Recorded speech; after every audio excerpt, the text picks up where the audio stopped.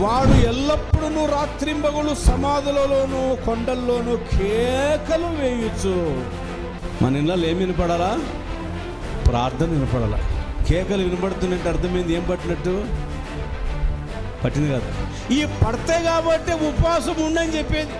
నువ్వు కేకలు వేస్తున్నావు భార్య మీద అంటే, యవనస్తురాలైన పిల్లల మీద యవనస్తుల ముందు ఒక తండ్రి తల్లిని కొడితే ఏ కొడుకైనా సహించుకుంటాడా?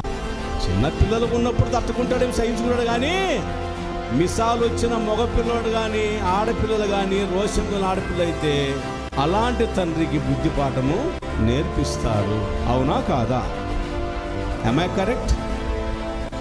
ఏ అమ్మాయిలు ఏ అబ్బాయిలు కూడా కుటుంబంలో కలవరం ఉండాలని ఇష్టపడరు.